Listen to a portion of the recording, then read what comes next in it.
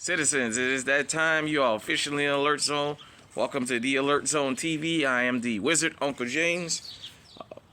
I would love for you to become an active citizen of the Alert Zone, and you can do that by hitting the subscribe button, hitting the bell so you can be notified when we drop fire content. That's important. Sometimes it's funny. Sometimes it's just general. But dropping fire content anyway. Giving the video a like, sharing. I'm loving the comments that I'm getting and that people are starting to engage more. And the views on the videos where we just do discussions, because I think that's really dope. You know, if you're 18 or older, practice your Second Amendment rights. It is not illegal. It is legal under the Constitution of the United States. So let me get into it. It's still pretty much winter time here in Iowa. So got my winter EDC on me. It's clear. Mechanic TP9 SA. It's a little chilly, so I got, as you guys can see, I got my jacket on. Got mechanic holster that the gun comes with, which is phenomenal. Just wanted to shout out everybody in the Alert Zone, whether you're an original member or whether you came over from other channels, or whether you was just happened to be cruising the internet and ran into me. You know, I thank you very much for that.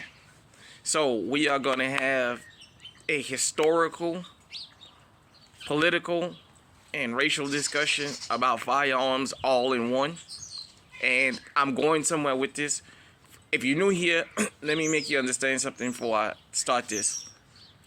When I started the last channel, what was High Alert TV, I wound up posting something about the bullfights in Mexico, and well, I got my channel terminated, so I had to start up the Alert Zone TV.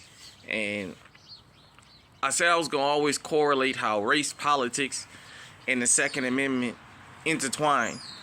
Even if people didn't like that, I always said how I was going to do that.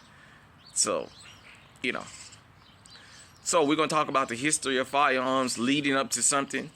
And I want to explain to everybody where gun restriction and registration legislation comes from, how this got started.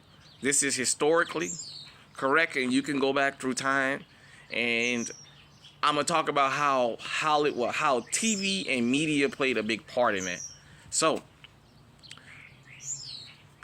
historically, we know here in America, the first introduction everybody got of firearms after the country was formed. And, you know, this is not a historical rant about how the country was formed. This is just sticking to firearms. Firearms is seen as freedom sticks. They were seen as what you use to bring about freedom. Okay. So during the formation of the country and during slavery, you know, firearms. Then you had the Civil War. You know, firearms was used in the Civil War and what have you. Different ranges of firearms. But let's go to more of the civilian part. So after coming out of the Civil War and what have you, you had the, I want to say, cowboy era, Western era, where you had the cowboys on horses and what have you. Carrying rifles on their horses, carrying firearms open and what have you. And that was seen as an honorable thing. You know, you always had criminals around, so you had your bandits and all that stuff.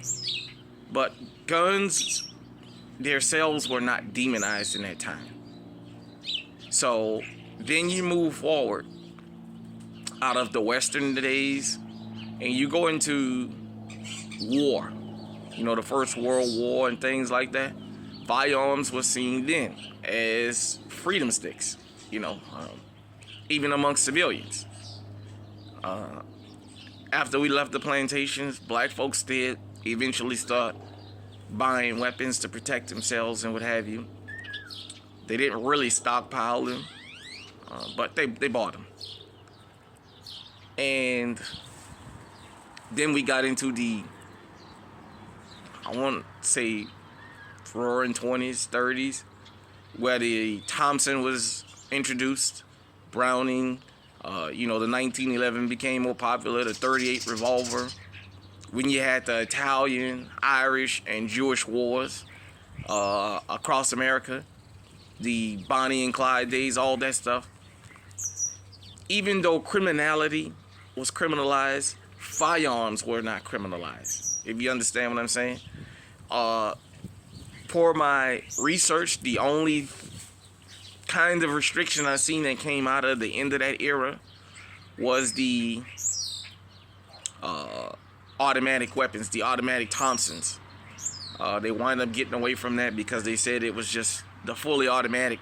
Law enforcement, you know, was a lot of times outgunned. So then we move from that.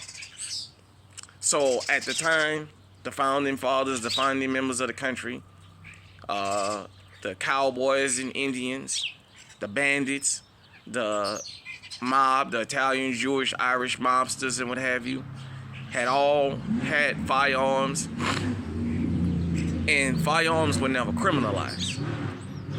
The first time the world and the country actually got a sense of black people in mass having firearms was in the 60s when the Black Panthers showed up.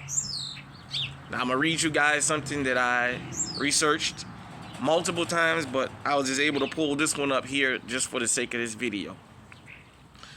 The Mulford Act was a 1967 California bill that prohibited carrying of loaded firearms without the permit. Named after Republican Assemblyman Don Mulford and signed into law by Governor of California Ronald Reagan, the bill was crafted with the goal of disarming members of the Black Panther Party who were conducting, sorry about that, armed patrols of Oakland neighborhoods in what would be later termed cop watching. They garnered national attention after Black Panther members bearing arms marched upon the California state capitol to protest. Assembly Bill 1591 was introduced by Don Mulford, a Republican from Oakland, on April 5th, 1967, and subsequently co-sponsored by John T. Knox, Democrat from Richmond, Walter J. Carabin, Democrat from Monterey Park, Frank Murphy Jr., Republican from Santa Cruz, Alan Ciardi, Democrat from Los Angeles, and William M. Ketchum, Republican from Bakersfield. Assembly Bill 1591 was made an urgency statute under Article 4 of the Constitution. Excuse me, this thing keeps cutting out. Of the Constitution after an organized band of men armed with loaded firearms entered the Capitol on May 2nd, 1967, which when they entered the Capitol, it was not illegal because they found a loophole in the law. As such, it required a 2/3 majority in each house. On June 8th, before the third reading in the Assembly controlled by Democrats, the urgency clause was adopted, and the bill was then read and passed. It passed the Senate split 2020 on July 26, 29 votes to 7, and was signed by Governor Ronald Reagan on July 28, 1967. Both Republicans and Democrats in California supported increased gun control, as did the National Rifle Association of America, NRA. Remember that, because I'm going to come back to it. Governor Ronald Reagan, who was coincidentally present on the Capitol lawn when the protesters arrived, later commented that he saw no reason on why the street today a citizen should be carrying loaded weapons, and that guns were a ridiculous way to solve problems that have to be solved among people of goodwill. In a later press conference, Reagan added that the Mulford Act would work no hardship on the honest citizens. The bill was signed by Reagan and became California Penal Code NR 25850 and NR 17C. So now you guys see where gun legislation come from? I know sometime if you've been around here and you go through some of the videos I posted on this channel, you may hear me take shots at the NRA. You may hear me take shots at people who claim they support the Second Amendment. Shout out to a regular gun guy, because he coined the phrase, if I can get on his, well, it won't be tonight, maybe Sunday if I can catch him and try and get on his live, I want to give him his flowers while he's breathing. There's a difference between the 2A community and people that support the Second Amendment. And you know what? The community is people like here in the Alert Zone, people that come from the RGG Squad, Yoke Gang,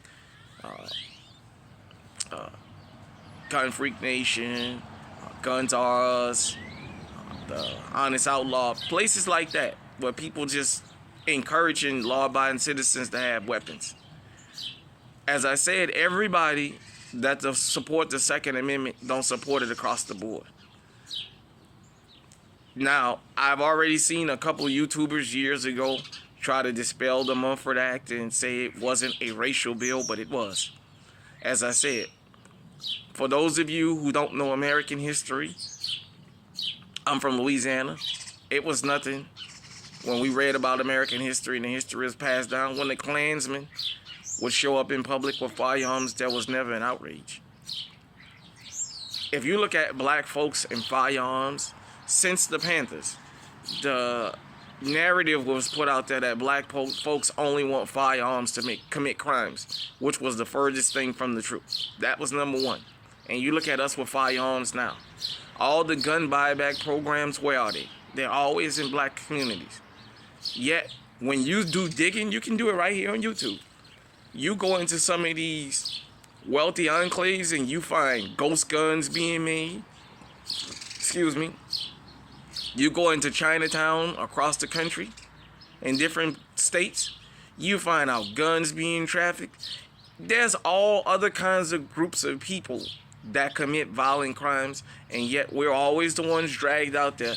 And gun control legislation, I just proved to you, the Mulford Act was the very first piece of gun restrictive legislation passed in this country by y'all hero, for a lot of y'all, and y'all savior, Ronald Reagan. And Republicans and Democrats and the NRA was all in support of that. You can't tell me it wasn't a racially motivated law. I know this conversation may be uncomfortable, but it needs to be had. Places like this, places like Gun Freak Nation, Eyes and Ears Tactical, Trey 57 Productions, and a whole lot of other people that Yoke Gang, Black Rambo TV. You know what? Speaking of him, let me stop right here and address that. I want to shout that guy out. I'm a native New Orleanian, so I'm a Louisiana fella like him, even though I moved away. He has dreadlocks, he has tattoos, he has gold teeth. He fits the criminal profile for a black man. And look at how he's out here leading the charge to change that narrative about black men and black people in general with firearms. He is the poster child for what we would go through across the country when it comes to firearms. Because the fact that we're armed, having a gun is not illegal unless you're one of us. Philando Castillo, you guys hear me come back to that all the time. Where was all this gun support? When that man was gunned down, legally armed, didn't reach for his firearm, did everything he was told to do. All these people who stormed the Michigan State Capitol during the COVID lockdowns, why didn't they say nothing about Philando Castillo? Because they knew about it. It was worldwide news because Philando Geronimo Yanez was a Hispanic fella. It was national news what happened, and they didn't say nothing. The NRA didn't go show up in Minneapolis and march and say, hey man, this can't happen. I know this is an uncomfortable conversation for people, for some people maybe. I'm just giving facts of how this gun legislation got started. It was started on the wrong foot. It was started for a devious purpose, and when you let things start for a devious purpose, it's almost impossible that you can turn them around for a good purpose. Now look at that. Let me tell you something else. For those of you who may not like rap music, what you don't like about rap music is what? Because you don't like the culture? Rappers use profanity, but so do you in your personal life. You guys talk about everything rappers talk about. They talk about sex. Men get together, women get together and talk about sex. Rappers talk about it. Men get together, women get together and use drugs. Rappers talk about it. Men get together and use derogatory terms. Women get together and do it. Rappers talk about it. What is it you don't like about rappers? I'm going somewhere with this. Because I want you to pay attention to something else about them. The things that they popularize and they rap about becomes crimes when it comes to firearms. AR-15s. The real call for the ban of AR-15s did not start because of mass shootings. These public out mass shootings and all that didn't happen with the original assault bans back in the 90s. The rappers was talking about them. They started seeing more and more black people show up with them. All of a sudden, that's when going back, if you lived during the first assault weapon ban, you know what I'm talking about. These 30 people getting shot at a concert in a grocery store and all that didn't happen back then. Columbine was the first real major incident where we had like this trend of mass shootings in public and what have you, and that was after the assault weapons ban.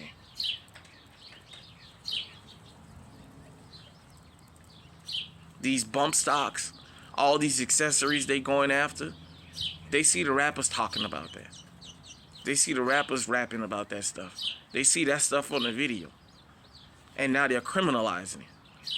And the problem with that is now it's hit people that it wasn't supposed to hit, and they're lashing out.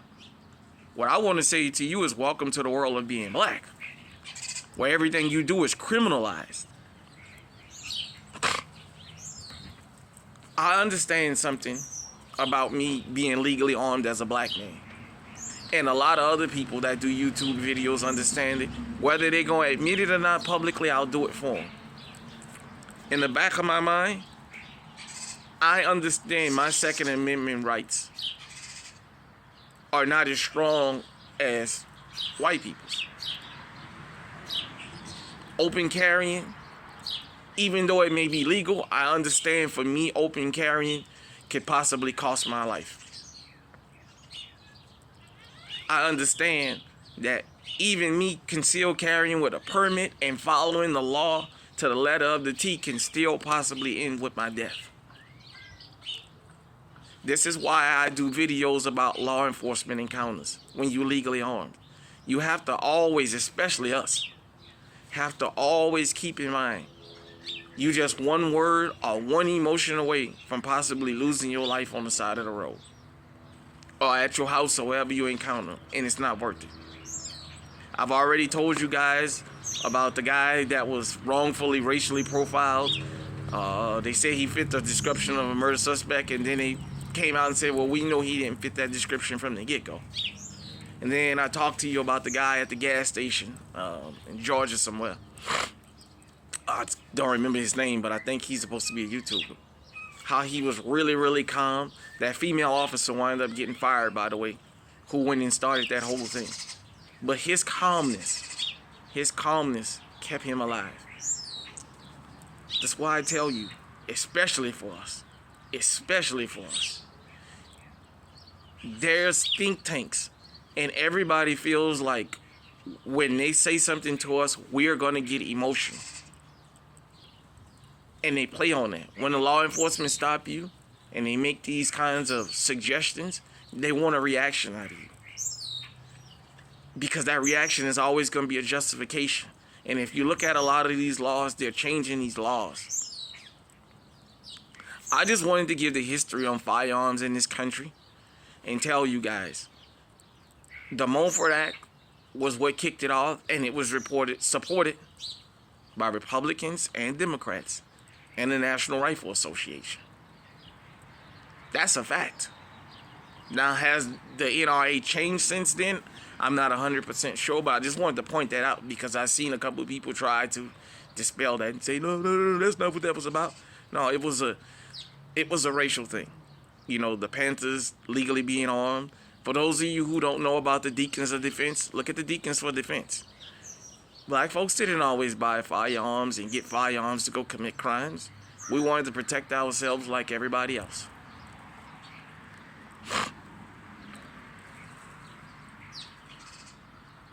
Let me know what you think in the comment section. Am I reaching? Am I just making a big deal out of nothing? I just showed you how Hollywood has portrayed firearms and how firearms now have been used to demonize us. How we've never been shown in a good light with firearms as a group.